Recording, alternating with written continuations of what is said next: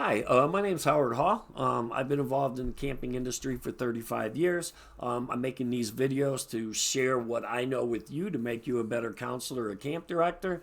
Today I'm going to talk about deaths that's happened at summer camp and how they could be avoided. Go, go, go, gorilla, go, nah, go. Okay, this one is definitely a sad one.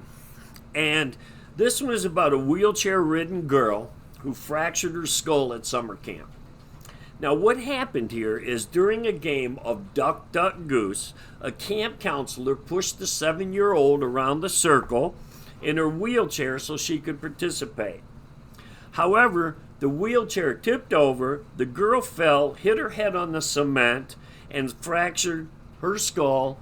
Now, according to what I read, the parents filed suit and claimed that the camp employees were gross negligent, careless, and reckless during the accident. I would agree with what the parents said in this situation. Over your sessions at camp, the chances of you having a disabled camper are pretty high. Now, when planning activities, again, just like all of these other things that we're talking about, use common sense when you do it. Take the time and think about the what ifs. Now, I know you get tired from your campers saying, what if this happens, what if that happens, but in this case, this is something important that you should do as a counselor and think of what ifs.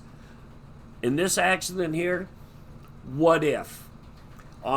If you would have thought about it, I wasn't there, so I don't know all the facts, but if the circle was small, don't play it.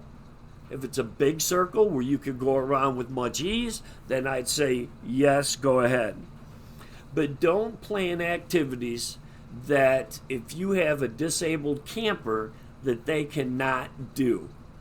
You want to plan your activities that would include everybody in your cabin group, even the people that are handicapped. There's so many other activities out there that they could have played besides something that was going to force this girl to run in a circle being pushed in a wheelchair. So again, use your common sense and don't exclude your handicapped campers. Okay, here we go again. Another senseless death. Another senseless drowning. Now, a camper named Rick Harris III drowned while at summer camp at Transylvania University. I like that part though, Transylvania University. Anyway, he was found at the bottom of the university's indoor pool while taking a break at camp. According to the surveillance video, the lifeguards were distracted at the time of the accident. Okay?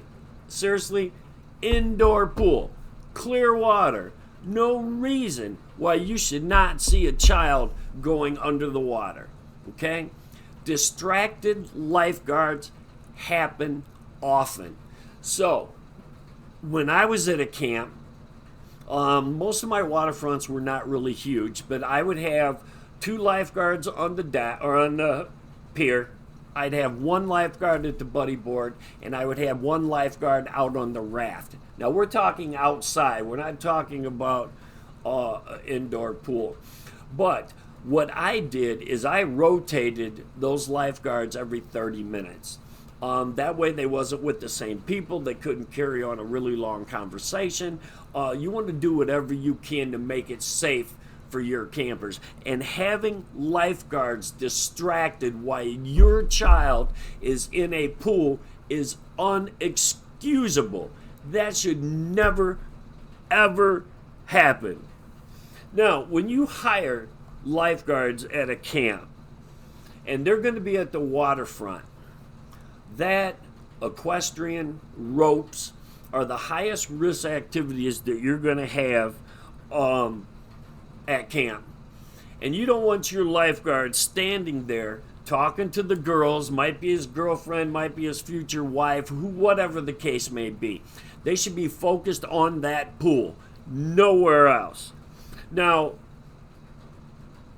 if you're a lifeguard, you're in charge of many lives. And you can't take that easy. This is something really important. This is something that you, the camp director, should just pound and pound in their head during staff training, that when they're at the waterfront, they're there to watch kids. They're not there to talk. And have them stay focused. And this means no talking to the other guards, no playing with the campers, no music, and especially no phones.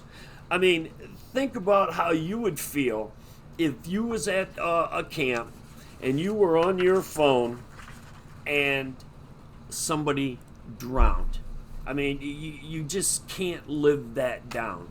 If you're a lifeguard, stay focused. If you're a camp director, beat that into your lifeguard's head that they are there to work and watch kids, not to talk.